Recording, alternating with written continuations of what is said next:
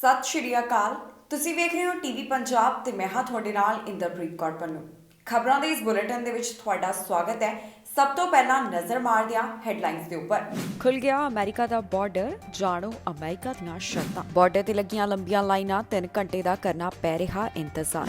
ਯਾਤਰੀਆਂ ਦੀ ਕੈਨੇਡਾ ਸਰਕਾਰ ਤੋਂ ਮੰਗ, ਟੈਸਟ ਨੂੰ ਹਟਾਉਣ ਦੀ ਹੋ ਰਹੀ ਹੈ ਮੰਗ। ਪੰਜਾਬੀ ਨੌਜਵਾਨ ਦੀ ਕੈਨੇਡਾ ਦੇ ਵਿੱਚ ਮੌਤ, ਦੀਵਾਲੀ ਦੀ ਰਾਤ ਵਾਪਰਿਆ ਹਾਦਸਾ। ਕੈਨੇਡਾ ਦੇ ਝੰਡੇ ਦੁਬਾਰਾ ਹੋਏ ਉੱਚੇ, ਰਿਮੈਂਬਰੈਂਸ ਡੇ ਤੇ ਫਿਰ ਚੁਕਾਏ ਜਾਣਗੇ ਝੰਡੇ।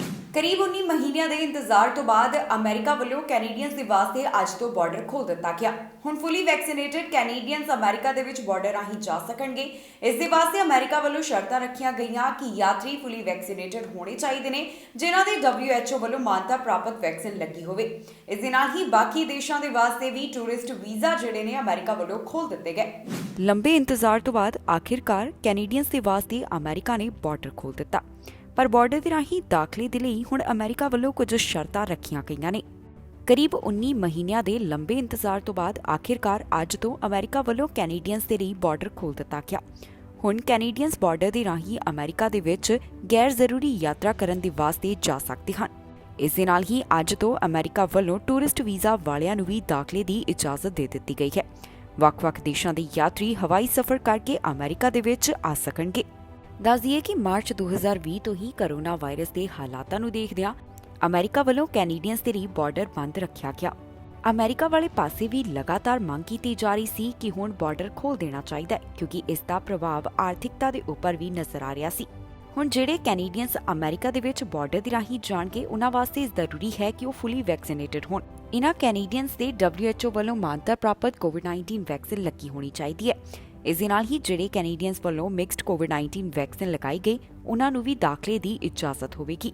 ਜ਼ਿਕਰਯੋਗ ਹੈ ਕਿ ਪਹਿਲਾਂ ਉਮੀਦ ਕੀਤੀ ਜਾ ਰਹੀ ਸੀ ਕਿ ਅਮਰੀਕਾ ਤੇ ਕੈਨੇਡਾ ਇਕੱਠਿਆਂ ਹੀ ਬਾਰਡਰ ਖੋਲ੍ਹੇਗਾ, ਪਰ ਅਜਿਹਾ ਨਹੀਂ ਹੋ ਸਕਿਆ। ਕੈਨੇਡਾ ਵੱਲੋਂ ਅਗਸਤ ਮਹੀਨੇ ਤੋਂ ਹੀ ਫੁੱਲੀ ਵੈਕਸੀਨੇਟਡ ਅਮਰੀਕਨਸ ਦੇ ਵਾਸਤੇ ਬਾਰਡਰ ਖੋਲ੍ਹ ਦਿੱਤਾ ਗਿਆ, ਪਰ ਇਸ ਤੋਂ ਬਾਅਦ ਵੀ ਅਮਰੀਕਾ ਵੱਲੋਂ ਲਗਾਤਾਰ ਸਖਤੀ ਦਿਖਾਈ ਜਾ ਰਹੀ ਸੀ। ਕੈਨੇਡੀਅਨਸ ਵੀ ਮੰਗ ਕਰ ਰਹੇ ਸਨ ਕਿ ਬਾਰਡਰ ਨੂੰ ਜਲਦ ਖੋਲ੍ਹ ਦੇਣਾ ਚਾਹੀਦਾ ਹੈ ਤਾਂ ਕਿ ਉਹ ਬਾਰਡਰ ਦੇ ਰਾਹੀਂ ਅਮਰੀਕਾ ਦੇ ਵਿੱਚ ਦਾਖਲ ਹੋ ਸਕਣ। ਇੱਥੇ ਇਹ ਵੀ ਦੱਸਣਯੋਗ ਹੈ ਕਿ ਅਮਰੀਕਾ ਜਾਣ ਦੇ ਉੱਪਰ ਟੈਸਟ ਦੀ ਜ਼ਰੂਰਤ ਨਹੀਂ ਹੋਵੇਗੀ, ਪਰ ਜਦੋਂ ਕੈਨੇਡਾ ਵਾਪਸ ਆਉਣਾ ਹੈ ਤਾਂ ਇੱਥੇ ਟੈਸਟ ਜ਼ਰੂਰੀ ਹੈ। ਜਿਹੜੇ ਯਾਤਰੀ ਕੁਝ ਸਮਾਂ ਹੀ ਅਮਰੀਕਾ ਜਾ ਰਹੇ ਹਨ, ਉਹ ਆਪਣਾ ਕੋਵਿਡ ਦਾ PCR ਟੈਸਟ ਕਰਵਾ ਕੇ ਕੈਨੇਡਾ ਆ ਸਕਦੇ ਹਨ। ਇਹ ਟੈਸਟ 72 ਘੰਟੇ ਦੌਰਾਨ ਕਰਵਾਇਆ ਹੋਣਾ ਚਾਹੀਦਾ ਹੈ। ਇਸ ਦੇ ਨਾਲ ਹੀ ਦੱਸ ਦਈਏ ਕਿ ਜੇਕਰ ਕੋਈ ਯਾਤਰੀ ਇਸ ਨਿਯਮ ਦਾ ਉਲੰਘਣ ਕਰੇਗਾ ਤਾਂ ਉਸ ਨੂੰ $5000 ਤੱਕ ਦਾ ਜੁਰਮਾਨਾ ਹੋ ਸਕਦਾ ਹੈ। ਫੈਡਰਲ ਸਰਕਾਰ ਵੱਲੋਂ ਇਸ ਬਾਰੇ ਜੋ ਜਾਣਕਾਰੀ ਸਾਂਝੀ ਕੀਤੀ ਗਈ, ਉਸ ਦੇ ਮੁਤਾਬਕ ਹੁਣ ਤੱਕ ਨਿਯਮ ਦਾ ਉਲੰਘਣ ਕਰਨ ਦੇ ਕਰਕੇ 1708 ਦੇ ਕਰੀਬ ਯਾਤਰੀਆਂ ਨੂੰ ਜੁਰਮਾਨਾ ਲਗਾਇਆ ਜਾ ਚੁੱਕਿਆ ਹੈ। ਜਿਹੜੇ ਕੈਨੇਡੀਅਨਸ ਵਾਪਸ ਦੇਸ਼ ਜਾਣਗੇ, ਜੇਕਰ ਉਹ ਫੁੱਲੀ ਵੈਕਸੀਨੇਟਡ ਹਨ ਤਾਂ ਉਹਨਾਂ ਨੂੰ ਕੁਆਰੰਟੀਨ ਦੀ ਜ਼ਰੂਰਤ ਨਹੀਂ ਹੋਵੇਗੀ। 12 ਸਾਲ ਤੋਂ ਘੱਟ ਉਮਰ ਦੇ ਬਿਨਾਂ ਵੈਕਸੀਨੇਸ਼ਨ ਬੱਚਿਆਂ ਨੂੰ ਵੀ ਕੁਆਰੰਟੀਨ ਤੋਂ ਰਾਹਤ ਦਿੱਤੀ ਗਈ ਹੈ, ਪਰ ਉਹ 14 ਦਿਨਾਂ ਤੱਕ ਸਕੂਲ, ਡੇ ਕੇਅਰ ਜਾਂ ਕੈਂਪ ਵਰਗੀਆਂ ਥਾਵਾਂ ਦੇ ਉੱਪਰ ਨਹੀਂ ਜਾ ਸਕਣਗੇ। ਇੰਨਾ ਹੀ ਨਹੀਂ, ਅਮਰੀਕਾ ਵੱਲੋਂ ਹਵਾਈ ਸਫ਼ਰ ਵਾਸਤੇ ਵੀ ਅੱਜ ਤੋਂ ਨਵੇਂ ਨਿਯਮ ਲਾਗੂ ਕੀਤੇ ਜਾ ਰਹੇ ਹਨ। ਅਮਰੀਕਾ ਵੱਲੋਂ ਲੰਬੇ ਇੰਤਜ਼ਾਰ ਤੋਂ ਬਾਅਦ ਕੈਨੇਡੀਅਨਸ ਦੇ ਲਈ ਬਾਰਡਰ ਖੋਲ੍ਹ ਦਿੱਤਾ ਗਿਆ। ਹੁਣ ਜਾਣਕਾਰੀ ਜੋ ਸਾਹਮਣੇ ਆਈ, ਉਸ ਦੇ ਮੁਤਾਬਕ ਬਾਰਡਰ ਦੇ ਉੱਪਰ ਲੰਬੀਆਂ ਲਾਈਨਾਂ ਦਿਖਾਈ ਦਿੱਤੀਆਂ ਜੋ ਕਿ ਅਮਰੀਕਾ ਵੱਲ ਜਾਣ ਵਾਲੀਆਂ ਸਨ। ਕਿਊਬਿਕ ਤੋਂ ਤਸਵੀਰਾਂ ਸਾਹਮਣੇ ਆਈਆਂ, ਜਿਸ ਦੇ ਵਿੱਚ ਦੇਖਿਆ ਜਾ ਸਕਦਾ ਹੈ ਕਿ ਕਿਸ ਤਰ੍ਹਾਂ ਬਾਰਡਰ ਦੇ ਉੱਪਰ ਲੰਬੀਆਂ ਲਾਈਨਾਂ ਲੱਗੀਆਂ ਰਹੀਆਂ ਤੇ ਜਿਹੜੇ ਅਮਰੀਕਾ ਵੱਲ ਜਾਣ ਵਾਲੇ ਸਨ, ਉਹਨਾਂ ਨੂੰ 3 ਘੰਟੇ ਦਾ ਇੰਤਜ਼ਾਰ ਕਰਨਾ ਪੈ ਰਿਹਾ ਸੀ। ਲੰਬੇ ਇੰਤਜ਼ਾਰ ਤੋਂ ਬਾਅਦ ਅਮਰੀਕਾ ਵੱਲੋਂ ਕੈਨੇਡੀਅਨਸ ਦੇ ਵਾਸਤੇ ਅੱਜ ਤੋਂ ਬਾਰਡਰ ਖੋਲ੍ਹ ਦਿੱਤਾ ਗਿਆ। ਹੁਣ ਦੇਖਣ ਦੇ ਵਿੱਚ ਆ ਰਿਹਾ ਹੈ ਕਿ ਅਮਰੀਕਾ ਵਾਲੇ ਪਾਸੇ ਜਾਣ ਦੇ ਲਈ ਲੰਬੀਆਂ ਲਾਈਨਾਂ ਲੱਗੀਆਂ ਹੋਈਆਂ ਨੇ। ਕਿਊਬਿਕ ਦੇ ਵਿੱਚ ਜੋ US ਕੈਨੇਡਾ ਬਾਰਡਰ ਕ੍ਰਾਸਿੰਗ ਹੈ, ਉੱਥੇ ਕੈਨੇਡੀਅਨਸ ਨੂੰ 3 ਘੰਟੇ ਦਾ ਇੰਤਜ਼ਾਰ ਕਰਨਾ ਪੈ ਰਿਹਾ ਹੈ ਕਿ ਉਹ ਅਮਰੀਕਾ ਦੇ ਵਿੱਚ ਦਾਖਲ ਹੋ ਸਕਣ। ਲਗਭਗ 19 ਮਹੀਨਿਆਂ ਦੇ ਬਾਅਦ ਅਮਰੀਕਾ ਵੱਲੋਂ ਕੈਨੇਡੀਅਨਸ ਦੇ ਵਾਸਤੇ ਬਾਰਡਰ ਖੋਲ੍ਹ ਦਿੱਤਾ ਗਿਆ, ਪਰ ਇਸ ਵਾਸਤੇ ਅਮਰੀਕਾ ਵੱਲੋਂ ਕੁਝ ਸ਼ਰਤਾਂ ਵੀ ਰੱਖੀਆਂ ਗਈਆਂ ਨੇ। ਦੱਸ ਦਈਏ ਕਿ ਮਾਰਚ 2020 ਤੋਂ ਹੀ ਕੋਰੋਨਾ ਦੇ ਹਾਲਾਤਾਂ ਨੂੰ ਦੇਖਦਿਆਂ ਅਮਰੀਕਾ ਵੱਲੋਂ ਕੈਨੇਡੀਅਨਸ ਦੇ ਲਈ ਬਾਰਡਰ ਨੂੰ ਬੰਦ ਰੱਖਿਆ ਗਿਆ। ਕੈਨੇਡਾ ਵੱਲੋਂ ਅਮਰੀਕਨਸ ਦੇ ਵਾਸਤੇ ਅਗਸਤ ਮਹੀਨੇ ਤੋਂ ਹੀ ਬਾਰਡਰ ਖੋਲ੍ਹ ਦਿੱਤਾ ਗਿਆ, ਪਰ ਇੱਕ ਲੰਬੇ ਇੰਤਜ਼ਾਰ ਤੋਂ ਬਾਅਦ ਅਮਰੀਕਾ ਵੱਲੋਂ ਕੈਨੇਡੀਅਨਸ ਦੇ ਲਈ ਅੱਜ ਤੋਂ ਅਜਿਹਾ ਕੀਤਾ ਜਾ ਰਿਹਾ। ਹੁਣ ਫੁੱਲੀ ਵੈਕਸੀਨੇਟਡ ਕੈਨੇਡੀਅਨਸ ਅਮਰੀਕਾ ਦੇ ਵਿੱਚ ਬਾਰਡਰ ਦੇ ਰਾਹੀਂ ਦਾਖਲ ਹੋ ਸਕਦੇ ਹਨ। ਇਨ੍ਹਾਂ ਯਾਤਰੀਆਂ ਦੇ WHO ਵੱਲੋਂ ਮਾਨਤਾ ਪ੍ਰਾਪਤ ਕੋਵਿਡ-19 ਵੈਕਸੀਨ ਲੱਗੀ ਹੋਣੀ ਜ਼ਰੂਰੀ ਹੈ। ਇਸ ਦੇ ਨਾਲ ਹੀ ਜਿਹੜੇ ਕੈਨੇਡੀਅਨਸ ਦੇ ਵੱਲੋਂ ਮਿਕਸਡ ਕੋਵਿਡ-19 ਵੈਕਸੀਨ ਲਗਾਈ ਗਈ, ਉਹ ਵੀ ਹੁਣ ਅਮਰੀਕਾ ਬਾਰਡਰ ਦੇ ਰਾਹੀਂ ਜਾ ਸਕਦੇ ਨੇ। ਹੁਣ ਜਦੋਂ ਅਮਰੀਕਾ ਵੱਲੋਂ ਲੰਬੇ ਇੰਤਜ਼ਾਰ ਤੋਂ ਬਾਅਦ ਬਾਰਡਰ ਖੋਲ੍ਹਿਆ ਗਿਆ ਤਾਂ ਫਿਰ ਅਮਰੀਕਾ ਜਾਣ ਦੇ ਲਈ ਕਈ ਲੰਬੀਆਂ ਲਾਈਨਾਂ ਨਜ਼ਰ ਆਈਆਂ, ਜਿਸ ਦੇ ਕਾਰਨ ਯਾਤਰੀਆਂ ਨੂੰ ਕਾਫੀ ਘੰਟਿਆਂ ਦਾ ਵੀ ਇੰਤਜ਼ਾਰ ਕਰਨਾ ਪੈ ਰਿਹਾ ਹੈ। ਲਗਾਤਾਰ ਇਸ ਤਰ੍ਹਾਂ ਦੀਆਂ ਤਸਵੀਰਾਂ ਸਾਹਮਣੇ ਆ ਰਹੀਆਂ ਹਨ।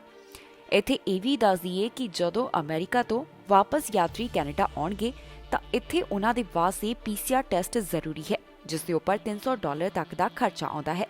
ਕਈ ਮਾਹਰਾਂ ਵੱਲੋਂ ਅਤੇ ਯਾਤਰੀਆਂ ਦੇ ਵੱਲੋਂ ਮੰਗ ਕੀਤੀ ਜਾ ਰਹੀ ਹੈ ਕਿ ਕੈਨੇਡਾ ਸਰਕਾਰ ਵੱਲੋਂ PCR ਟੈਸਟ ਰਿਕੁਆਇਰਮੈਂਟ ਦੇ ਉੱਪਰ ਮੁੜ ਤੋਂ ਵਿਚਾਰ ਕਰਨੀ ਚਾਹੀਦੀ ਹੈ। ਹੁਣ ਦੇਖਣਾ ਹੋਵੇਗਾ ਕਿ ਆਉਣ ਵਾਲੇ ਦਿਨਾਂ ਦੇ ਵਿੱਚ ਕੈਨੇਡਾ ਸਰਕਾਰ ਫੁੱਲੀ ਵੈਕਸੀਨੇਟਡ ਕੈਨੇਡੀਅਨਸ ਦੇ ਲਈ ਕੀ ਕਦਮ ਚੁੱਕਦੀ ਹੈ। ਕਿ ਉਹਨਾਂ ਨੂੰ PCR ਟੈਸਟ ਤੋਂ ਰਾਹਤ ਦਿੱਤੀ ਜਾਂਦੀ ਹੈ ਜਾਂ ਫਿਰ ਅੱਗੇ ਵੀ ਇਸ ਮੰਗ ਨੂੰ ਜਾਰੀ ਰੱਖਿਆ ਜਾਵੇਗਾ। ਫਿਲਹਾਲ ਇਸ ਬਾਰੇ ਕੋਈ ਵੀ ਆਫੀਸ਼ੀਅਲ ਅਨਾਉਂਸਮੈਂਟ ਨਹੀਂ ਹੋਈ, ਸਿਰਫ ਮਾਹਰ ਅਤੇ ਯਾਤਰੀ ਹੀ ਇਸ ਬਾਰੇ ਮੰਗ ਕਰਦੇ ਹੋਏ ਦਿਖਾਈ ਦੇ ਰਹੇ ਹਨ। ਕੈਨੇਡਾ ਆਉਣ ਵਾਲੇ ਯਾਤਰੀਆਂ ਦੇ ਵਾਸਤੇ PCR ਟੈਸਟ ਲਾਜ਼ਮੀ ਕੀਤਾ ਗਿਆ। ਹੁਣ ਕੈਨੇਡਾ ਸਰਕਾਰ ਤੋਂ ਲਗਾਤਾਰ ਯਾਤਰੀ ਮੰਗ ਕਰ ਰਹੇ ਨੇ ਕਿ ਇਸ ਟੈਸਟ ਦੀ ਰਿਕੁਆਇਰਮੈਂਟ ਨੂੰ ਹਟਾ ਦੇਣਾ ਚਾਹੀਦਾ ਹੈ। ਇਸ ਤੋਂ ਬਾਅਦ ਮਾਹਰ ਵੀ ਆਪਣੇ ਵਿਚਾਰ ਸਾਂਝੇ ਕਰਦੇ ਹੋਏ ਦਿਖਾਈ ਦਿੱਤੇ, ਜਿਸ ਦੇ ਵਿੱਚ ਉਹਨਾਂ ਦਾ ਕਹਿਣਾ ਹੈ ਕਿ ਕੈਨੇਡਾ ਸਰਕਾਰ ਨੂੰ PCR ਟੈਸਟ ਸੰਬੰਧੀ ਮੁੜ ਵਿਚਾਰ ਕਰਨੀ ਚਾਹੀਦੀ ਹੈ, ਕਿਉਂਕਿ ਇਸ ਟੈਸਟ ਦੇ ਉੱਪਰ ਕਾਫੀ ਖਰਚਾ ਆਉਂਦਾ ਹੈ। ਕੈਨੇਡਾ ਆਉਣ ਵਾਲੇ ਯਾਤਰੀਆਂ ਵੱਲੋਂ ਹੁਣ ਖਾਸ ਮੰਗ ਕੀਤੀ ਜਾ ਰਹੀ ਹੈ। ਇਹ ਮੰਗ ਜੁੜੀ ਹੋਈ ਹੈ COVID-19 PCR ਟੈਸਟ ਦੇ ਨਾਲ। ਇਸ ਮਾਮਲੇ ਸੰਬੰਧੀ ਹੁਣ ਮਾਹਰ ਵੀ ਆਪਣੇ ਵਿਚਾਰ ਸਾਂਝੇ ਕਰਦੇ ਹੋਏ ਦਿਖਾਈ ਦੇ ਰਹੇ ਨੇ। ਮਾਹਰਾਂ ਦਾ ਕਹਿਣਾ ਹੈ ਕਿ ਕੈਨੇਡਾ ਵੱਲੋਂ ਜੋ COVID-19 PCR ਟੈਸਟ ਲਾਜ਼ਮੀ ਕੀਤਾ ਗਿਆ, ਇਸ ਨੂੰ ਵਾਪਸ ਲੈਣਾ ਚਾਹੀਦਾ ਹੈ। ਦੱਸ ਦਈਏ ਕਿ ਅਮਰੀਕਾ ਵੱਲੋਂ ਅੱਜ ਤੋਂ ਕੈਨੇਡੀਅਨਸ ਦੇ ਵਾਸਤੇ ਬਾਰਡਰ ਖੋਲ੍ਹ ਦਿੱਤੇ ਗਏ। ਇਸ ਤੋਂ ਬਾਅਦ ਐਕਸਪਰਟਸ ਦਾ ਕਹਿਣਾ ਹੈ ਕਿ ਕੈਨੇਡਾ ਦੀ ਸਰਕਾਰ ਨੂੰ COVID-19 PCR ਟੈਸਟ ਦੀ ਰਿਕੁਆਇਰਮੈਂਟ ਖਤਮ ਕਰ ਦੇਣੀ ਚਾਹੀਦੀ ਹੈ। ਇਹ ਮੰਗ ਫੁੱਲੀ ਵੈਕਸੀਨੇਟਡ ਯਾਤਰੀਆਂ ਵਾਸਤੇ ਕੀਤੀ ਜਾ ਰਹੀ ਹੈ। ਬਹੁਤ ਸਾਰੇ ਅਜਿਹੇ ਯਾਤਰੀ ਹਨ ਜਿਨ੍ਹਾਂ ਦੇ COVID-19 ਵੈਕਸੀਨ ਦੀ 2 ਡੋਜ਼ ਲੱਗੀ ਹੋਈ ਹੈ ਤੇ ਉਹ ਕੁਝ ਹੀ ਸਮਾਂ ਅਮਰੀਕਾ ਜਾਂਦੇ ਨੇ, ਪਰ ਵਾਪਸੀ ਦੇ ਉੱਪਰ ਫਿਰ ਉਹਨਾਂ ਨੂੰ PCR ਟੈਸਟ ਦਿਖਾਉਣਾ ਪੈਂਦਾ ਹੈ। ਇਸ ਤੋਂ ਬਾਅਦ ਯਾਤਰੀ ਤਾਂ ਮੰਗ ਕਰ ਹੀ ਰਹੇ ਨੇ, ਪਰ ਦੂਜੇ ਪਾਸੇ ਮਾਹਰਾਂ ਵੱਲੋਂ ਵੀ ਇਸ ਗੱਲ ਨੂੰ ਲੈ ਕੇ ਜ਼ੋਰ ਦਿੱਤਾ ਜਾ ਰਿਹਾ ਹੈ। ਇਸ ਬਾਰੇ ਕੁਝ ਐਕਸਪਰਟਸ ਦਾ ਕਹਿਣਾ ਹੈ ਕਿ ਜੋ ਕੁਝ ਸਮਾਂ ਹੀ ਅਮਰੀਕਾ ਜਾਂਦੇ ਨੇ, ਉਹਨਾਂ ਫੁੱਲੀ ਵੈਕਸੀਨੇਟਡ ਯਾਤਰੀਆਂ ਤੋਂ PCR ਟੈਸਟ ਲੈਣਾ ਕੋਈ ਠੀਕ ਗੱਲ ਨਹੀਂ ਹੈ। ਜਾਣਕਾਰੀ ਦੇ ਲਈ ਦੱਸ ਦਈਏ ਕਿ ਮੌਜੂਦਾ ਸਮੇਂ ਜਿਹੜੇ ਯਾਤਰੀ ਕੈਨੇਡਾ ਆਉਂਦੇ ਨੇ, ਉਹਨਾਂ ਤੋਂ COVID-19 ਟੈਸਟ ਦੀ ਨੈਗੇਟਿਵ ਰਿਪੋਰਟ ਮੰਗੀ ਜਾਂਦੀ ਹੈ, ਜੋ ਕਿ 72 ਘੰਟਿਆਂ ਦੌਰਾਨ ਕਰਾਈ ਹੋਣੀ ਜ਼ਰੂਰੀ ਹੈ। ਜੋ ਯਾਤਰੀਆਂ ਤੋਂ PCR ਟੈਸਟ ਮੰਗਿਆ ਜਾਂਦਾ ਹੈ, ਉਸ ਦੀ ਕੀਮਤ $300 ਤੱਕ ਹੁੰਦੀ ਹੈ। ਇਸ ਤੋਂ ਇਲਾਵਾ ਬਹੁਤ ਸਾਰੇ ਅਜਿਹੇ ਦੇਸ਼ ਨੇ ਜਿਨ੍ਹਾਂ ਵਿੱਚ ਅਮਰੀਕਾ ਵੀ ਸ਼ਾਮਲ ਹੈ। ਇਨ੍ਹਾਂ ਦੇਸ਼ਾਂ ਵੱਲੋਂ ਯਾਤਰੀਆਂ ਕੋਲੋਂ ਰੈਪਿਡ ਐਂਟੀਜਨ ਟੈਸਟ ਮੰਗਿਆ ਜਾਂਦਾ ਹੈ, ਜਿਸ ਦੇ ਉੱਪਰ ਸਿਰਫ $20 ਤੱਕ ਦਾ ਖਰਚਾ ਆਉਂਦਾ ਹੈ ਤੇ ਇਸ ਦਾ ਰਿਜ਼ਲਟ ਸਿਰਫ 15 ਮਿੰਟਾਂ ਦੇ ਵਿੱਚ ਨਿਕਲ ਆਉਂਦਾ ਹੈ। ਇਸ ਸਭ ਨੂੰ ਧਿਆਨ ਵਿੱਚ ਰੱਖਦਿਆਂ ਹੁਣ ਯਾਤਰੀਆਂ ਵੱਲੋਂ ਤੇ ਮਾਹਰਾਂ ਵੱਲੋਂ ਮੰਗ ਕੀਤੀ ਜਾ ਰਹੀ ਹੈ ਕਿ ਕੈਨੇਡਾ ਸਰਕਾਰ ਨੂੰ PCR ਰਿਕੁਆਇਰਮੈਂਟ ਟੈਸਟ ਦੇ ਉੱਪਰ ਮੁੜ ਤੋਂ ਵਿਚਾਰ ਕਰਨਾ ਚਾਹੀਦਾ ਹੈ। ਬ੍ਰੈਂਪਟਨ ਤੋਂ ਇੱਕ ਅਜਿਹਾ ਮਾਮਲਾ ਸਾਹਮਣੇ ਆਇਆ ਜਿੱਥੇ ਪੰਜਾਬੀ ਨੌਜਵਾਨ ਦੀ ਮੌਤ ਹੋ ਗਈ। ਇਹ ਪੰਜਾਬੀ ਕੈਨੇਡਾ ਦੇ ਵਿੱਚ ਸਟੂਡੈਂਟ ਵੀਜ਼ਾ ਦੇ ਉੱਪਰ ਗਿਆ ਸੀ, ਜਿਸ ਦੀ ਹੁਣ ਇੱਕ ਹਾਦਸੇ ਦੌਰਾਨ ਮੌਤ ਹੋ ਗਈ। ਪੁਲਿਸ ਵੱਲੋਂ ਇਸ ਦੀ ਪਹਿਚਾਣ ਵੀ ਜਨਤਕ ਕੀਤੀ ਗਈ ਹੈ, ਜਿਸ ਦਾ ਨਾਮ ਰਵਿੰਦਰ ਸਿੰਘ ਦੇ ਤੌਰ ਦੇ ਉੱਪਰ ਦੱਸਿਆ ਗਿਆ ਹੈ। ਮਾਮਲਾ ਬ੍ਰੈਂਪਟਨ ਤੋਂ ਸਾਹਮਣੇ ਆਇਆ, ਜਿੱਥੇ ਇੱਕ ਪੰਜਾਬੀ ਨੌਜਵਾਨ ਦੀ ਮੌਤ ਹੋ ਗਈ। ਇਹ ਹਾਦਸਾ ਦੀਵਾਲੀ ਵਾਲੀ ਰਾਤ ਨੂੰ ਵਾਪਰਿਆ, ਜਿਸ ਦੌਰਾਨ ਰਵਿੰਦਰ ਸਿੰਘ ਨਾਮ ਦੇ ਪੰਜਾਬੀ ਨੌਜਵਾਨ ਦੀ ਮੌਤ ਹੋ ਗਈ। ਇਸ ਹਾਦਸੇ ਦੇ ਬਾਰੇ ਜੋ ਜਾਣਕਾਰੀ ਸਾਹਮਣੇ ਆਈ ਹੈ, ਉਸ ਦੇ ਮੁਤਾਬਕ ਵੇਅਰ ਹਾਊਸ ਦੇ ਵਿੱਚ ਇੱਕ ਟਰੱਕ ਟ੍ਰੇਲਰ ਦਾ ਹਾਦਸਾ ਹੋਇਆ। ਇਸ ਦੌਰਾਨ ਉੱਥੇ ਸਿਕਿਉਰਿਟੀ ਗਾਰਡ ਦਾ ਕੰਮ ਕਰ ਰਹੇ ਰਵਿੰਦਰ ਸਿੰਘ ਦੀ ਮੌਤ ਹੋ ਗਈ। ਦੱਸ ਦਈਏ ਕਿ ਰਵਿੰਦਰ ਸਿੰਘ ਵੇਅਰ ਹਾਊਸ ਦੇ ਵਿੱਚ ਸਿਕਿਉਰਿਟੀ ਗਾਰਡ ਦਾ ਕੰਮ ਕਰਦਾ ਸੀ, ਜਿਸ ਦੀ ਉਮਰ 21 ਸਾਲ ਦੇ ਕਰੀਬ ਦੱਸੀ ਗਈ। ਜਿਸ ਸਮੇਂ ਰਵਿੰਦਰ ਇੱਕ ਟ੍ਰੇਲਰ ਦਾ 에ਅਰਲਾਈਨ ਲੌਕ ਖੋਲ ਰਿਹਾ ਸੀ ਤਾਂ ਅਚਾਨਕ ਟਰੱਕ ਡਰਾਈਵਰ ਨੇ ਟਰੱਕ ਨੂੰ ਟ੍ਰੇਲਰ ਦੇ ਨਾਲ ਹੁੱਕ ਕਰ ਲਿਆ। ਇਸ ਤੋਂ ਬਾਅਦ ਰਵਿੰਦਰ ਸਿੰਘ ਟਰੱਕ ਅਤੇ ਟ੍ਰੇਲਰ ਦੇ ਵਿਚਕਾਰ ਆ ਗਿਆ। ਇਸ ਸਮੇਂ ਜੋ ਇਹ ਹਾਦਸਾ ਵਾਪਰਿਆ, ਉਸ ਦੇ ਕਾਰਨ ਰਵਿੰਦਰ ਦੀ ਮੌਕੇ ਦੇ ਉੱਪਰ ਹੀ ਮੌਤ ਹੋ ਗਈ। ਜਾਣਕਾਰੀ ਦੇ ਮੁਤਾਬਕ ਰਵਿੰਦਰ ਸਿੰਘ 2019 ਦੇ ਵਿੱਚ ਅੰਤਰਰਾਸ਼ਟਰੀ ਵਿਦਿਆਰਥੀ ਦੇ ਤੌਰ ਦੇ ਉੱਪਰ ਕੈਨੇਡਾ ਆਇਆ ਸੀ। ਫਿਲਹਾਲ ਪੁਲਿਸ ਵੱਲੋਂ ਇਸ ਮਾਮਲੇ ਦੀ ਪੜਤਾਲ ਕੀਤੀ ਜਾ ਰਹੀ ਹੈ। ਇਸ ਤੋਂ ਬਾਅਦ ਹੀ ਪੁਲਿਸ ਵੱਲੋਂ ਬਾਕੀ ਦੀ ਜਾਣਕਾਰੀ ਦਿੱਤੀ ਜਾਵੇਗੀ। ਹੁਣ ਬ੍ਰੈਂਪਟਨ ਤੋਂ ਇੱਕ ਖਬਰ ਸਾਹਮਣੇ ਆਉਣ ਤੋਂ ਬਾਅਦ ਪੰਜਾਬੀ ਭਾਈਚਾਰੇ ਦੇ ਵਿੱਚ ਦੁੱਖ ਦੀ ਲਹਿਰ ਦੇਖਣ ਨੂੰ ਮਿਲ ਰਹੀ ਹੈ। ਫੈਡਰਲ ਇਮਾਰਤਾਂ ਦੇ ਉੱਪਰ ਜੋ ਕੈਨੇਡਾ ਦੇ ਝੰਡੇ ਲੱਗੇ ਹੋਏ ਨੇ, ਉਹਨਾਂ ਨੂੰ ਪੂਰੀ ਤਰ੍ਹਾਂ ਉੱਚਾ ਚੱਕ ਦਿੱਤਾ ਗਿਆ ਹੈ। ਹੁਣ ਰਿਮੈਂਬਰੈਂਸ ਡੇ ਦੇ ਮੌਕੇ ਦੇ ਉੱਪਰ ਇਹਨਾਂ ਝੰਡਿਆਂ ਨੂੰ ਅੱਧ ਤੱਕ ਝੁਕਾ ਦਿੱਤਾ ਜਾਵੇਗਾ। ਇਸ ਤੋਂ ਪਹਿਲਾਂ ਕੈਨੇਡਾ ਸਰਕਾਰ ਵੱਲੋਂ ਇਸ ਬਾਰੇ ਯੋਜਨਾ ਸਾਂਝੀ ਕੀਤੀ ਗਈ ਸੀ। ਦੱਸ ਦਈਏ ਕਿ ਜੋ ਰੈਜ਼ੀਡੈਂਸ਼ੀਅਲ ਸਕੂਲਾਂ ਦੇ ਵਿੱਚ ਬੇਨਾਮ ਕਬਰਾਂ ਮਿਲੀਆਂ, ਉਸ ਤੋਂ ਬਾਅਦ ਫੈਡਰਲ ਇਮਾਰਤਾਂ ਦੇ ਉੱਪਰ ਲੱਗੇ ਝੰਡੇ ਅੱਧੇ ਥੱਲੇ ਲਾ ਦਿੱਤੇ ਗਏ ਸੀ। ਕੈਨੇਡਾ ਦੇ ਵਿੱਚ ਰਿਮੈਂਬਰੈਂਸ ਡੇ ਦੇ ਮੌਕੇ ਦੇ ਉੱਪਰ ਫੈਡਰਲ ਇਮਾਰਤਾਂ ਦੇ ਉੱਪਰ ਲਗਾਏ ਗਏ ਕੈਨੇਡਾ ਦੇ ਝੰਡੇ ਅੱਧ ਤੱਕ ਝੁਕਾਏ ਜਾਣਗੇ। ਹੁਣ ਰਿਮੈਂਬਰੈਂਸ ਡੇ ਦੇ ਮੌਕੇ ਦੇ ਉੱਪਰ ਅੱਧ ਤੱਕ ਝੰਡੇ ਝੁਕਾਉਣ ਦੇ ਵਾਸਤੇ ਕੈਨੇਡਾ ਦੀਆਂ ਫੈਡਰਲ ਇਮਾਰਤਾਂ ਦੇ ਉੱਪਰ ਝੰਡਿਆਂ ਨੂੰ ਮੁੜ ਤੋਂ ਉੱਚਾ ਚੱਕ ਦਿੱਤਾ ਗਿਆ ਹੈ। ਜੀ ਹਾਂ, ਆਟਵਾ ਦੇ ਪੀਸ ਟਾਵਰ ਅਤੇ ਹੋਰ ਸਰਕਾਰੀ ਇਮਾਰਤਾਂ ਦੇ ਉੱਪਰ ਜੋ ਕੈਨੇਡਾ ਦੇ ਝੰਡੇ ਲਗਾਏ ਗਏ ਹਨ ਉਹਨਾਂ ਨੂੰ ਪੂਰੀ ਤਰ੍ਹਾਂ ਲਹਿਰਾ ਦਿੱਤਾ ਗਿਆ ਹੈ। 30 ਮਈ ਤੋਂ ਬਾਅਦ ਪਹਿਲੀ ਵਾਰੀ ਕੈਨੇਡਾ ਦੇ ਰਾਸ਼ਟਰੀ ਝੰਡੇ ਉੱਚੇ ਕੀਤੇ ਗਏ ਹਨ। ਕੈਨੇਡਾ ਦੇ ਵਿੱਚ 8 ਨਵੰਬਰ ਨੂੰ ਇੰਡੀਜੀਅਸ ਵੈਟਰਨ ਡੇ ਅਤੇ 11 ਨਵੰਬਰ ਨੂੰ ਰਿਮੈਂਬਰੈਂਸ ਡੇ ਮਨਾਇਆ ਜਾਂਦਾ ਹੈ। ਇਹਨਾਂ ਯਾਦਗਾਰੀ ਦਿਨਾਂ ਦੇ ਉੱਪਰ ਦੇਸ਼ ਦੇ ਝੰਡਿਆਂ ਨੂੰ ਅੱਧ ਤੱਕ ਝੁਕਾਇਆ ਜਾਂਦਾ ਹੈ। ਇਹਨਾਂ ਦੋਵੇਂ ਦਿਨਾਂ ਤੇ ਅੱਧ ਤੱਕ ਝੁਕਾਏ ਜਾਣ ਤੋਂ ਬਾਅਦ ਸਰਕਾਰੀ ਇਮਾਰਤਾਂ ਦੇ ਉੱਪਰ ਲਗਾਏ ਗਏ ਝੰਡੇ ਇੱਕ ਵਾਰ ਫਿਰ ਤੋਂ ਲਹਿਰਾ ਦਿੱਤੇ ਜਾਣਗੇ। ਦੱਸਣਯੋਗ ਹੈ ਕਿ ਰੈਜ਼ੀਡੈਂਸ਼ੀਅਲ ਸਕੂਲ ਦੇ ਵਿੱਚੋਂ ਜੋ ਬੱਚਿਆਂ ਦੀਆਂ ਬੇਨਾਮ ਕਬਰਾਂ ਮਿਲੀਆਂ ਉਸ ਤੋਂ ਬਾਅਦ ਫੈਡਰਲ ਇਮਾਰਤਾਂ ਦੇ ਉੱਪਰ ਲਗਾਏ ਗਏ ਕੈਨੇਡੀਅਨ ਝੰਡੇ ਅੱਧ ਤੱਕ ਝੁਕਾ ਦਿੱਤੇ ਗਏ। ਹੁਣ ਮਿਨਿਸਟਰਸ ਦੇ ਵੱਲੋਂ ਇਹ ਵੀ ਕਿਹਾ ਗਿਆ ਕਿ ਹਰ ਸਾਲ 30 ਸਤੰਬਰ ਨੂੰ National Day for Truth and Reconciliation ਦੇ ਮੌਕੇ ਦੇ ਉੱਪਰ ਕੈਨੇਡੀਅਨ ਝੰਡੇ ਅੱਧ ਤੱਕ ਝੁਕਾਏ ਜਾਣਗੇ। ਅਜਿਹਾ ਹਰ ਸਾਲ ਕੀਤਾ ਜਾਵੇਗਾ। ਇਸ ਬਾਰੇ ਮੂਲ ਨਿਵਾਸੀ ਲੀਡਰਾਂ ਦਾ ਕਹਿਣਾ ਸੀ ਕਿ ਝੰਡਿਆਂ ਨੂੰ ਨੀਵਾਂ ਕਰਨਾ ਇੱਕ ਪ੍ਰਤੀਕ ਹੈ, ਪਰ ਇਸ ਦੇ ਨਾਲ ਹੀ ਕੁਝ ਠੋਸ ਕਦਮ ਚੁੱਕਣ ਦੀ ਵੀ ਜ਼ਰੂਰਤ ਹੈ। ਇਸ ਦੇ ਨਾਲ ਹੀ ਕੰਜ਼ਰਵੇਟਿਵ ਲੀਡਰ ਐਰੀਨੋ ਟੂਲ ਦਾ ਕਹਿਣਾ ਸੀ ਕਿ ਰੈਜ਼ੀਡੈਂਸ਼ੀਅਲ ਸਕੂਲਾਂ ਦੇ ਇਤਿਹਾਸ, ਤਕਲੀਫਾਂ ਅਤੇ ਦੁੱਖ ਨੂੰ ਯਾਦ ਕਰਨ ਦੇ ਵਿੱਚ ਝੰਡੇ ਨੂੰ ਝੁਕਾਉਣਾ ਸਹੀ ਹੈ। ਸਤੰਬਰ ਮਹੀਨੇ ਦੇ ਵਿੱਚ ਇਸ ਬਾਰੇ ਪ੍ਰਧਾਨ ਮੰਤਰੀ ਜਸਟਿਨ ਟਰੂਡੋ ਵੱਲੋਂ ਵੀ ਆਪਣੇ ਵਿਚਾਰ ਰੱਖੇ ਗਏ। ਉਹਨਾਂ ਕਿਹਾ ਸੀ ਕਿ ਜਦੋਂ ਤੱਕ ਮੂਲ ਨਿਵਾਸੀ ਭਾਈਚਾਰਾ ਅਤੇ ਉਹਨਾਂ ਦੇ ਲੀਡਰ ਨਹੀਂ ਕਹਿੰਦੇ ਉਦੋਂ ਤੱਕ ਰੈਜ਼ੀਡੈਂਸ਼ੀਅਲ ਸਕੂਲਾਂ ਦੇ ਵਿੱਚ ਮੂਲ ਨਿਵਾਸੀ ਬੱਚਿਆਂ ਦੇ ਨਾਲ ਹੋਈ ਤਸ਼ੱਦਦ ਨੂੰ ਯਾਦ ਕਰਦਿਆਂ ਝੰਡਿਆਂ ਨੂੰ ਅੱਧ ਤੱਕ ਝੁਕਾ ਕੇ ਰੱਖਿਆ ਜਾਵੇਗਾ। ontario ਦੇ ਇੱਕ ਖੇਤਰ ਤੋਂ ਅਜਿਹਾ ਮਾਮਲਾ ਸਾਹਮਣੇ ਆਇਆ ਜਿੱਥੇ 7 ਵਾਹਨ ਆਪਸ ਦੇ ਵਿੱਚ ਟਕਰਾ ਗਏ। ਪੁਲਿਸ ਵੱਲੋਂ ਸਾਂਝੀ ਕੀਤੀ ਗਈ ਜਾਣਕਾਰੀ ਦੇ ਮੁਤਾਬਕ 4 ਜਾਣੇ ਇਸ ਦੌਰਾਨ ਜ਼ਖਮੀ ਹੋਏ ਨੇ, ਜਿਨ੍ਹਾਂ ਨੂੰ ਹਸਪਤਾਲ ਦੇ ਵਿੱਚ ਭਰਤੀ ਕਰਵਾਇਆ ਗਿਆ। ਫਿਲਹਾਲ ਪੁਲਿਸ ਵੱਲੋਂ ਇਸ ਮਾਮਲੇ ਦੀ ਪੜਤਾਲ ਕੀਤੀ ਜਾ ਰਹੀ ਹੈ ਤੇ ਉਹਨਾਂ ਵੱਲੋਂ ਪੀੜਤਾਂ ਦੇ ਨਾਮ ਅਜੇ ਜਨਤਕ ਨਹੀਂ ਕੀਤੇ ਗਏ। ਇੱਕ ਸੜਕ ਹਾਦਸੇ ਦੇ ਵਿੱਚ 7 ਵਾਹਨ ਆਪਸ ਦੇ ਵਿੱਚ ਟਕਰਾ ਗਏ। ਇਸ ਹਾਦਸੇ ਦੇ ਵਿੱਚ 4 ਜਾਣੇ ਜ਼ਖਮੀ ਹੋਏ, ਜਿਨ੍ਹਾਂ ਨੂੰ ਹਸਪਤਾਲ ਭਰਤੀ ਕਰਵਾਇਆ ਗਿਆ। ਇਸ ਘਟਨਾ ਦੇ ਬਾਰੇ ਟੋਰਾਂਟੋ ਪੁਲਿਸ ਵੱਲੋਂ ਜਾਣਕਾਰੀ ਸਾਂਝੀ ਕੀਤੀ ਗਈ, ਜਿਨ੍ਹਾਂ ਦੱਸਿਆ ਕਿ ਇਹ ਮਾਮਲਾ 4:30 ਦੇ ਉੱਪਰ ਡਫਰਿਨ ਸਟਰੀਟ ਅਤੇ ਡੁਪੌਂਟ ਦੇ ਇੰਟਰਸੈਕਸ਼ਨ ਦੇ ਉੱਪਰ ਵਾਪਰਿਆ। ਟੋਰਾਂਟੋ ਪੈਰਾਮੈਡਿਕਸ ਦੇ ਵੱਲੋਂ ਸਾਂਝੀ ਕੀਤੀ ਗਈ ਜਾਣਕਾਰੀ ਦੇ ਮੁਤਾਬਕ ਇਸ ਹਾਦਸੇ ਦੇ ਵਿੱਚ ਜਿਹੜੇ 2 ਜਾਣੇ ਜ਼ਖਮੀ ਹੋਏ, ਇਸ ਵਿੱਚ ਇੱਕ ਔਰਤ ਵੀ ਸ਼ਾਮਲ ਸੀ। ਇਹਨਾਂ ਨੂੰ ਗੰਭੀਰ ਹਾਲਤ ਦੇ ਵਿੱਚ ਹਸਪਤਾਲ ਭਰਤੀ ਕਰਵਾਇਆ ਗਿਆ। ਇਸ ਹਾਦਸੇ ਦੇ ਕਾਰਨ 2 ਹੋਰ ਜਾਣਿਆਂ ਨੂੰ ਹਲਕੀਆਂ ਸੱਟਾਂ ਆਈਆਂ, ਜਿਨ੍ਹਾਂ ਨੂੰ ਇਸ ਕਾਰਨ ਹਸਪਤਾਲ ਦੇ ਵਿੱਚ ਭਰਤੀ ਕਰਵਾਇਆ ਗਿਆ।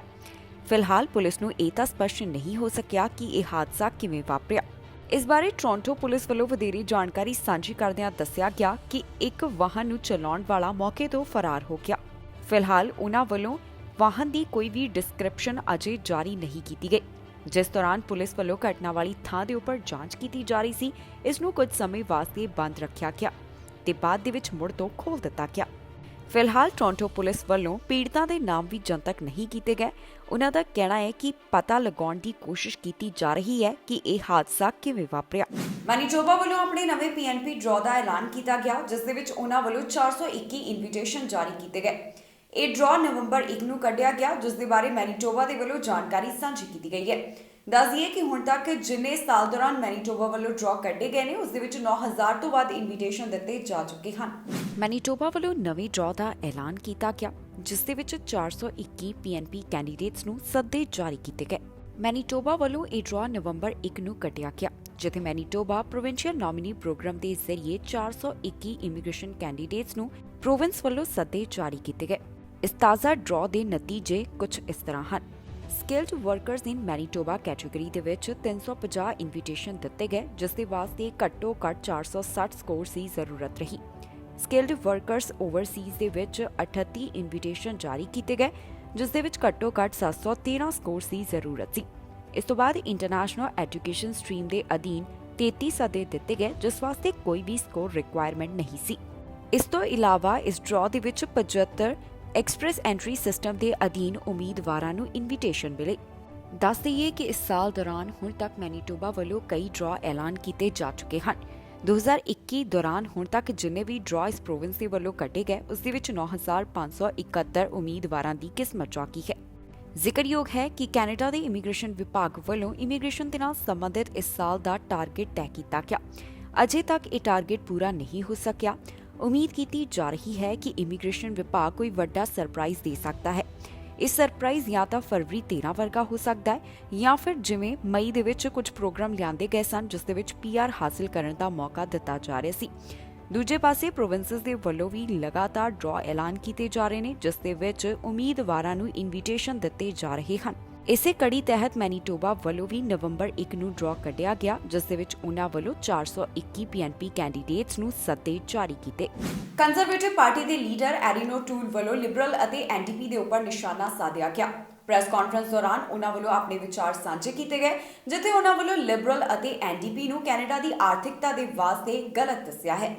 ਕੰਜ਼ਰਵੇਟਿਵ ਪਾਰਟੀ ਦੇ ਲੀਡਰ ਐਰੀਨੋ ਟੂਲ ਦਾ ਲਿਬਰਲ ਅਤੇ NDP ਪਾਰਟੀ ਦੇ ਬਾਰੇ ਇੱਕ ਵੱਡਾ ਬਿਆਨ ਸਾਹਮਣੇ ਆਇਆ ਹੈ। ਐਰੀਨੋ ਟੂਲ ਦਾ ਕਹਿਣਾ ਹੈ ਕਿ ਲਿਬਰਲ ਅਤੇ NDP ਕੋਲੀਜਨ ਕੈਨੇਡਾ ਦੀ ਆਰਥਿਕਤਾ ਦੇ ਵਾਸਤੇ ਵੱਡਾ ਡਿਜ਼ਾਸਟਰ ਸਾਬਿਤ ਹੋਵੇਗਾ। ਪ੍ਰੈਸ ਕਾਨਫਰੰਸ ਦੌਰਾਨ ਐਰੀਨੋ ਟੂਲ ਵੱਲੋਂ ਆਪਣੇ ਵਿਚਾਰ ਸਾਂਝੇ ਕਰਦਿਆਂ ਇੱਕ ਵਾਰ ਫਿਰ ਤੋਂ ਚੋਣਾਂ ਦੇ ਬਾਰੇ ਜ਼ਿਕਰ ਕੀਤਾ ਗਿਆ। ਐਰੀਨੋ ਟੂਲ ਇੱਕ ਵਾਰ ਫਿਰ ਤੋਂ ਉਸ ਗੱਲ ਦੇ ਉੱਪਰ ਜ਼ੋਰ ਦਿੰਦੇ ਹੋਏ ਨਜ਼ਰ ਆਏ ਜੋ ਉਹ ਅਕਸਰ ਹੀ ਕੈਂਪੇਨ ਦੌਰਾਨ ਕਹਿੰਦੇ ਰਹੇ ਕਿ ਪ੍ਰਧਾਨ ਮੰਤਰੀ ਜਸਟਿਨ ਟਰੂਡੋ ਵੱਲੋਂ ਗਲਤ ਸਮੇਂ ਚੋਣਾਂ ਕਰਵਾਈਆਂ ਗਈਆਂ। ਉਹ ਟੂਲ ਦਾ ਕਹਿਣਾ ਹੈ ਕਿ ਪਾਰਲੀਮੈਂਟ ਦਾ ਸੈਸ਼ਨ ਮੁੜ ਤੋਂ ਸ਼ੁਰੂ ਕਰਨ ਦੇ ਵਿੱਚ ਵੀ ਕਾਫੀ ਜ਼ਿਆਦਾ ਦੇਰੀ ਲਗਾ ਦਿੱਤੀ ਗਈ। ਇਸ ਦੌਰਾਨ ਐਰੀਨੋ ਟੂਲ ਵੱਲੋਂ ਹੋਰ ਕੀ ਕਿਹਾ ਗਿਆ ਆਓ ਤੁਹਾਨੂੰ ਸੁਣਾਉਂਦੇ ਹਾਂ ਉਹਨਾਂ ਦੀ ਜ਼ੁਬਾਨੀ।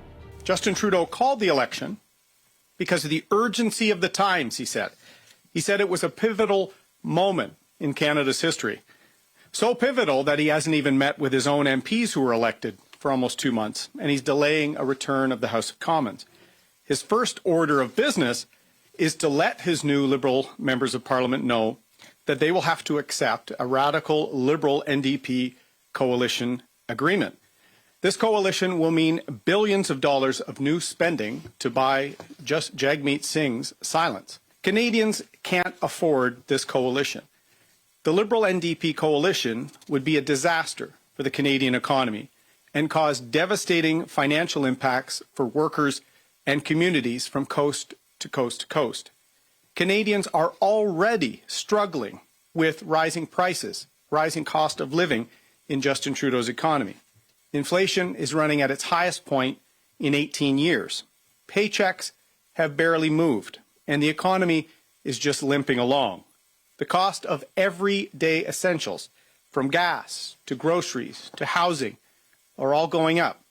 Household budgets are stretched thin, especially for seniors living on fixed income and families raising young children. This coalition will create billions in new spending that will further drive up inflation even more. And this coalition will mean that Jagmeet Singh will be able to push an even more radical agenda that will threaten the livelihoods of millions of Canadians.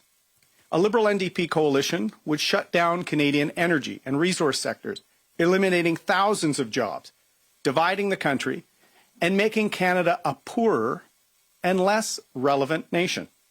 Canada's energy sector is the cleanest, most ethical, and most environmentally conscious in the world. When Canadian oil and gas producers commit to reduce emissions or to partner with Indigenous communities or enterprises. Indigenous Veteran Day ਦੇ ਮੌਕੇ ਦੇ ਉੱਪਰ Conservative Party ਦੇ leader Erin O'Toole ਵੱਲੋਂ ਇੱਕ ਸੁਨੇਹਾ ਜਾਰੀ ਕੀਤਾ ਗਿਆ। ਉਹਨਾਂ ਵੱਲੋਂ ਆਪਣੇ ਸੋਸ਼ਲ ਮੀਡੀਆ ਪਲੇਟਫਾਰਮ ਦੇ ਉੱਪਰ ਇੱਕ ਕਹਾਣੀ ਸਾਂਝੀ ਕੀਤੀ ਗਈ ਜਿਸ ਨੂੰ ਉਹਨਾਂ ਵੱਲੋਂ ਇਨਸਪੀਰੇਸ਼ਨ ਦੱਸਿਆ ਗਿਆ। ਇੰਡੀਜੀਅਸ ਵੈਟਰਨਸ ਡੇ ਦੇ ਮੌਕੇ ਦੇ ਉੱਪਰ ਕੰਜ਼ਰਵੇਟਿਵ ਪਾਰਟੀ ਦੇ ਲੀਡਰ ਐਰੀਨੋ ਟੂਲ ਵੱਲੋਂ ਆਪਣਾ ਸੰਦੇਸ਼ ਜਾਰੀ ਕੀਤਾ ਗਿਆ। ਇਸ ਦੌਰਾਨ ਉਹਨਾਂ ਵੱਲੋਂ ਇੰਡੀਜੀਅਸ ਸੋਲਜਰਸ ਦਾ ਖਾਸ ਤੌਰ ਦੇ ਉੱਪਰ ਜ਼ਿਕਰ ਕੀਤਾ ਗਿਆ। ਉਹਨਾਂ ਵੱਲੋਂ ਟੌਮੀ ਪ੍ਰਿੰਸ ਦੀ ਕਹਾਣੀ ਸਾਂਝੀ ਕੀਤੀ ਗਈ ਜਿਸ ਨੂੰ ਉਹਨਾਂ ਵੱਲੋਂ ਕਈਆਂ ਦੀ ਇਨਸਪੀਰੇਸ਼ਨ ਦੱਸਿਆ ਗਿਆ। ਐਰੀਨੋ ਟੂਲ ਨੇ ਕਿਹਾ ਕਿ ਟੌਮੀ ਦੇਸ਼ ਦੇ ਵਾਸਤੇ ਲੜੇ ਤੇ ਉਹ ਕਈ ਇੰਡੀਜੀਅਸ ਸਿਪਾਹੀਆਂ ਦੇ ਵਾਸਤੇ ਇਨਸਪੀਰੇਸ਼ਨ ਹਨ। Tommy Prince was the most decorated Indigenous soldier in Canadian history. He grew up in Broken Head Ojibwe Nation in Manitoba and was forced to attend Elkhorn Residential School. At 24, Tommy Prince enlisted and served his country heroically in the Second World War. He was a Special Forces soldier, serving with the storied 1st Special Service Force known as the Devil's Brigade. A few years after the war, he also fought in Korea. Tommy Prince put it all on the line for Canada, but our country let him down. After he hung up his uniform, Tommy Prince faced relentless discrimination and was denied many of the veterans' benefits other veterans received. He died alone and homeless in Winnipeg in 1977. To honor the bravery and patriotism of Tommy Prince and others who served our country, we must do better We must tell the stories of our brave Indigenous veterans. This is why in 2015 I spoke about Tommy Prince in Washington. And we get to remember those who are not with us, like Tommy Prince from Manitoba, Canada's most decorated Aboriginal veteran of the Second World War. Thank you. Please.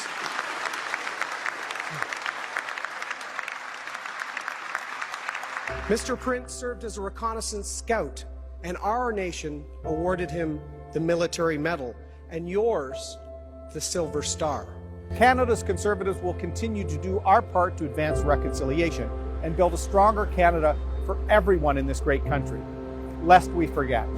Canada ਨੂੰ ਜਲਦ ਹੀ Johnson vaccine ਦੀਆਂ doses ਮਿਲਣ ਵਾਲੀਆਂ ਨੇ। ਇਸ ਬਾਰੇ ਜੋ ਤਾਜ਼ਾ ਜਾਣਕਾਰੀ ਸਾਹਮਣੇ ਆਈ ਉਸ ਦੇ ਮੁਤਾਬਕ ਕੈਨੇਡਾ ਨੂੰ ਜਲਦ ਹੀ 20,000 ਡੋਜ਼ਸ ਮਿਲਣਗੀਆਂ, ਜਿਸ ਨੂੰ ਬਾਅਦ ਦੇ ਵਿੱਚ ਸੂਬਿਆਂ ਨੂੰ ਵੰਡਿਆ ਜਾਵੇਗਾ। ਕੈਨੇਡਾ ਤੋਂ ਜੌਨਸਨ ਟੀਕੇ ਦੇ ਬਾਰੇ ਜਾਣਕਾਰੀ ਸਾਹਮਣੇ ਆਈ ਹੈ, ਜਿਸ ਦੇ ਮੁਤਾਬਕ ਹੁਣ ਜਲਦ ਹੀ ਕੈਨੇਡਾ ਨੂੰ ਜੌਨਸਨ ਵੈਕਸੀਨ ਦੀਆਂ ਡੋਜ਼ਸ ਮਿਲਣ ਵਾਲੀਆਂ ਹਨ।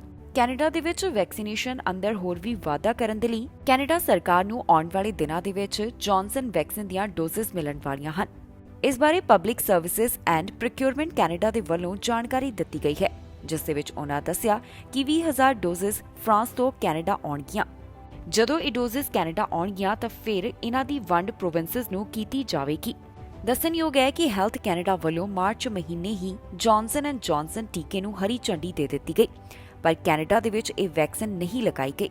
Public health agency of Canada ਦੇ ਮੁਤਾਬਕ ਦੂਸਰੇ ਦੇਸ਼ਾਂ ਦੇ ਵਿੱਚ ਰਹਿੰਦੇ ਕਰੀਬ 9,000 ਕੈਨੇਡੀਅਨਸ ਦੇ ਵੱਲੋਂ ਜੌਨਸਨ ਵੈਕਸੀਨ ਹਾਸਲ ਕੀਤੀ ਗਈ ਹੈ। ਦੇਖਣ ਦੇ ਵਿੱਚ ਆਇਆ ਕਿ ਕਈ ਸੂਬਿਆਂ ਅੰਦਰ ਕੁਝ ਲੋਕ ਅਜਿਹੇ ਹਨ ਜਿਨ੍ਹਾਂ ਨੂੰ ਟੀਕਾ ਲਗਵਾਉਣ ਦੇ ਵਿੱਚ ਝਿਜਕ ਹੈ।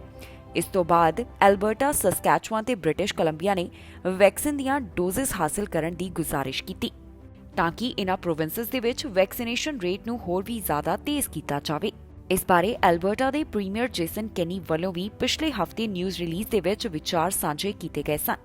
ਐਲਬਰਟਾ ਸਰਕਾਰ ਵੱਲੋਂ ਫੈਡਰਲ ਸਰਕਾਰ ਕੋਲੋਂ 20,000 ਡੋਜ਼ਸ ਦੀ ਮੰਗ ਕੀਤੀ ਗਈ ਸੀ, ਪਰ ਫੈਡਰਲ ਸਰਕਾਰ ਕੋਲ ਜੌਨਸਨ ਐਂਡ ਜੌਨਸਨ ਦੀ ਕੋਈ ਵੀ ਡੋਜ਼ ਨਹੀਂ ਸੀ। ਇੱਥੇ ਇਹ ਵੀ ਦੱਸਣਯੋਗ ਹੈ ਕਿ ਅਪ੍ਰੈਲ ਦੇ ਵਿੱਚ ਕੈਨੇਡਾ ਨੂੰ ਜੌਨਸਨ ਵੈਕਸੀਨ ਦੀਆਂ 3 ਲੱਖ ਡੋਜ਼ਸ ਹਾਸਲ ਹੋਈਆਂ, ਪਰ ਕੁਝ ਕਾਰਨਾਂ ਦੇ ਕਰਕੇ ਇਹਨਾਂ ਦੀ ਵਰਤੋਂ ਕੈਨੇਡਾ ਦੇ ਵਿੱਚ ਨਹੀਂ ਕੀਤੀ ਜਾ ਸਕੀ। ਜਾਣਕਾਰੀ ਮੁਤਾਬਕ ਜੋ ਕੰਪਨੀ ਦੇ ਵਿੱਚ ਕੰਮ ਕਰਨ ਵਾਲੇ ਵਰਕਰ ਸਨ, ਉਹਨਾਂ ਵੱਲੋਂ ਗਲਤੀ ਦੇ ਨਾਲ ਐਸਟ੍ਰੋਜੈਨਿਕਾ ਵੈਕਸੀਨ ਦੇ ਲਈ ਤਿਆਰ ਕੀਤੀ ਗਈ ਸਮੱਗਰੀ ਨੂੰ ਜੌਨਸਨ ਦੀ ਸਮੱਗਰੀ ਦੇ ਵਿੱਚ ਮਿਲਾ ਦਿੱਤਾ ਗਿਆ। ਇਸ ਦੇ ਕਾਰਨ 15 ਮਿਲੀਅਨ ਵੈਕਸੀਨ ਡੋਜ਼ਸ ਖਰਾਬ ਹੋ ਗਈਆਂ। ਹੁਣ ਇਸ ਟੀਕੇ ਬਾਰੇ ਜੋ ਤਾਜ਼ਾ ਜਾਣਕਾਰੀ ਸਾਹਮਣੇ ਆ ਰਹੀ ਹੈ, ਉਸ ਦੇ ਮੁਤਾਬਕ ਕੈਨੇਡਾ ਨੂੰ ਜਲਦ ਹੀ ਜੌਨਸਨ ਵੈਕਸੀਨ ਦੀਆਂ 20,000 ਡੋਜ਼ਸ ਮਿਲਣਗੀਆਂ, ਜਿਸ ਦੀ ਵੰਡ ਬਾਅਦ ਦੇ ਵਿੱਚ ਪ੍ਰੋਵਿੰਸਸ ਨੂੰ ਕੀਤੀ ਜਾਵੇਗੀ।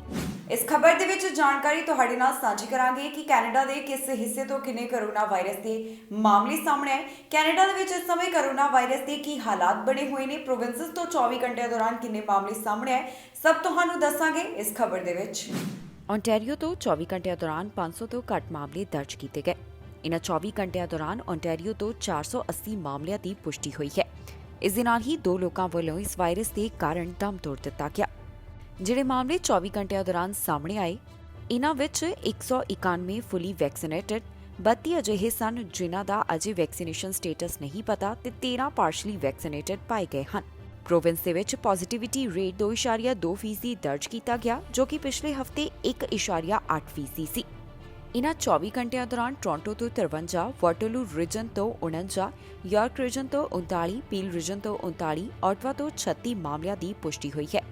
ਪ੍ਰੋਵਿੰਸ ਦੇ ਵਿੱਚ ਜੋ 24 ਘੰਟਿਆਂ ਦੌਰਾਨ ਜਾਨਾਂ ਗਈਆਂ, ਉਸ ਤੋਂ ਬਾਅਦ ਹੁਣ ਤੱਕ ਦਾ ਮੌਤਾਂ ਦਾ ਅੰਕੜਾ 9,900 ਦੇ ਉੱਪਰ ਪਹੁੰਚ ਗਿਆ। ਹੈਲਥ ਮਿਨਿਸਟਰੀ ਵੱਲੋਂ ਸਾਂਝੀ ਕੀਤੀ ਗਈ ਜਾਣਕਾਰੀ ਦੇ ਮੁਤਾਬਕ ਇੰਟੈਂਸਿਵ ਕੇਅਰ ਅਧੀਨ 127 ਮਰੀਜ਼ ਦੱਸੇ ਜਾ ਰਹੇ ਨੇ। ਦੱਸ ਦਈਏ ਕਿ ਪ੍ਰੋਵਿੰਸ ਦੇ ਵਿੱਚ ਵੱਡੀ ਗਿਣਤੀ ਅੰਦਰ ਲੋਕਾਂ ਵੱਲੋਂ ਕੋਵਿਡ-19 ਵੈਕਸੀਨ ਵੀ ਹਾਸਿਲ ਕਰ ਲਈ ਗਈ ਹੈ। ਓਨਟਾਰੀਓ ਵਿੱਚ 85% ਐਲੀਜੀਬਲ ਓਨਟਾਰੀਅਨਸ ਅਜਿਹੇ ਹਨ ਜਿਨ੍ਹਾਂ ਵੱਲੋਂ ਕੋਵਿਡ-19 ਵੈਕਸੀਨ ਦੇ ਦੋਨੋਂ ਡੋਜ਼ ਹਾਸਿਲ ਕੀਤੇ ਗਏ, ਜਦਕਿ ਇੱਕ ਡੋਜ਼ ਹਾਸਿਲ ਕਰਨ ਵਾਲਿਆਂ ਦੀ ਗਿਣਤੀ ਵੀ ਕਾਫੀ ਜ਼ਿਆਦਾ ਹੈ। ਕਿਊਬਿਕ ਤੋਂ 24 ਘੰਟਿਆਂ ਦੌਰਾਨ 531 ਕੋਰੋਨਾ ਵਾਇਰਸ ਦੇ ਮਾਮਲਿਆਂ ਦੀ ਪੁਸ਼ਟੀ ਹੋਈ ਹੈ ਅਤੇ ਇਹਨਾਂ 24 ਘੰਟਿਆਂ ਦੌਰਾਨ 4 ਮੌਤਾਂ ਇਸ ਵਾਇਰਸ ਦੇ ਕਾਰਨ ਹੋ ਗਈਆਂ। ਪ੍ਰੋਵਿੰਸ ਦੇ ਵਿੱਚ ਐਕਟਿਵ ਕੇਸਿਸ ਦੀ ਗਿਣਤੀ 5,000 ਤੋਂ ਵੱਧ ਹੈ। ਕਿਊਬਿਕ ਦੇ ਵਿੱਚ ਹੁਣ ਤੱਕ ਕੋਰੋਨਾ ਵਾਇਰਸ ਦੇ ਕਾਰਨ 11,522 ਮੌਤਾਂ ਹੋ ਚੁੱਕੀਆਂ ਨੇ। ਕਿਊਬਿਕ ਦੇ ਵਿੱਚ ਹਸਪਤਾਲ ਅੰਦਰ 225 ਮਰੀਜ਼ ਦੱਸੇ ਜਾ ਰਹੇ ਹਨ ਤੇ ਪਹਿਲਾਂ ਦੇ ਮੁਕਾਬਲੇ ICU ਦੇ ਵਿੱਚ ਵੀ ਗਿਣਤੀ ਘੱਟ ਹੋਈ ਹੈ। ਪ੍ਰੋਵਿੰਸ ਦੇ ਵਿੱਚ ਐਕਟਿਵ ਕੇਸਿਸ ਦੀ ਗਿਣਤੀ 5,253 ਹੈ। ਕਿਊਬੈਕ ਦੇ ਵਿੱਚ ਵੱਧ ਗਿਣਤੀ ਲੋਕਾਂ ਵੱਲੋਂ ਕੋਵਿਡ-19 ਵੈਕਸੀਨ ਹਾਸਲ ਕੀਤੀ ਜਾ ਚੁੱਕੀ ਹੈ।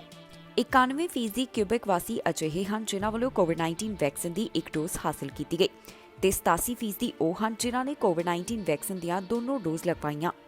ਕੈਨੇਡਾ ਵਿੱਚ ਹੁਣ ਤੱਕ ਕੁੱਲ 1.7 ਮਿਲੀਅਨ ਤੋਂ ਵੱਧ ਕਰੋਨਾ ਦੇ ਮਾਮਲੇ ਸਾਹਮਣੇ ਆ ਚੁੱਕੇ ਨੇ।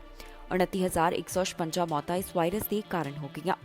ਐਕਟਿਵ ਕੇਸਿਸ ਦੀ ਗਿਣਤੀ 24,192 ਹੈ, ਜਿਨ੍ਹਾਂ ਵਿੱਚੋਂ 23,622 ਮਾਈਲਡ ਕੰਡੀਸ਼ਨ ਅਤੇ 570 ਸੀਰੀਅਸ ਕੰਡੀਸ਼ਨ ਦੇ ਵਿੱਚ ਨੇ।